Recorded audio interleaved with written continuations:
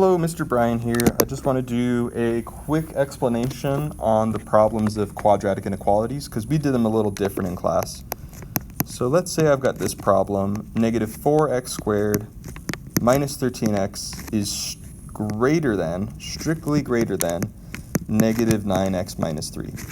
It works the exact same way as solving an inequality where I could say I'm going to add a 9x to both sides and I'm going to add a 3 to both sides. So these cancel out. I'm going to have negative 4x squared minus 4x plus 3 is strictly greater than 0. So I want to get a 0 on one side. Some of you might already be irritated that I didn't do it the other way around because I've got that negative out front. If I do have a negative in front of the lead coefficient, ideally I want to factor that out, meaning I'm going to write some parentheses and I'm going to flip every term. If you instead decide to multiply both sides by a negative, you're going to have to remember that inequalities flip directions when you multiply by a negative. So I'm not going to do that. Now, for this problem, I think I'm going to use a u substitution to solve it because that 4 is going to cause me some issues. So I'm going to multiply everything by 4, and I'm also going to divide everything by 4. I'm going to distribute the 4 to everything, and this is going to become negative u squared plus 4u minus 12, and that's still being divided by 4. You could use box method or split the middle too. So what I'm doing here is not necessary. So I need two numbers that multiply to negative 12 and add up to 4. Let me think. I think that's going to be positive 6 and negative 2. So this is u plus 6, u minus 2. This is all being divided by 4.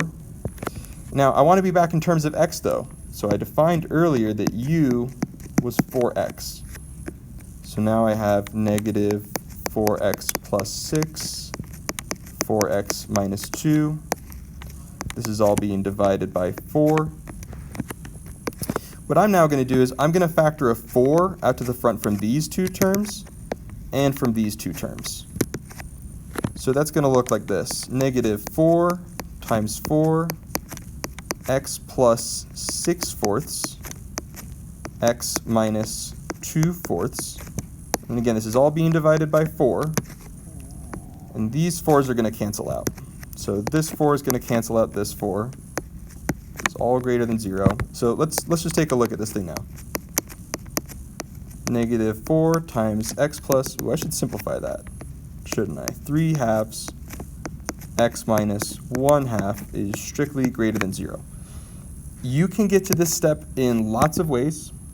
If I wanted, I could have completed the square, I could have split the middle, I could have even done slide and divide. Lots of ways to get here. The main thing you need to know is that the zeros of this are negative 3 halves and 1 half. But I am not done because this is not an equal sign. If this was an equal sign, then I'd be done. I need to do one more thing. I need to draw a number line, and I need to put these two numbers on it. Negative 3 halves and 1 half. And then I need to draw the parabola that goes through these points. Since there's a negative at the very front, I know it's going to be a frowny parabola. And then I've got to refer back to the question. Am I looking for where this thing is above or below? This inequality says I'm looking for where it's above. That's right here. I'm not going to fill in the circles. I don't care about where it touches the x-axis. I don't care about where it's 0. I care about where it's above. Here's where it's above. My final answer is going to be an interval. I start collecting numbers at negative 3 halves, but I don't include that number, hence the parenthesis. And then I'm going to go to 1 half, and I'm going to stop collecting numbers. This is not an xy ordered pair.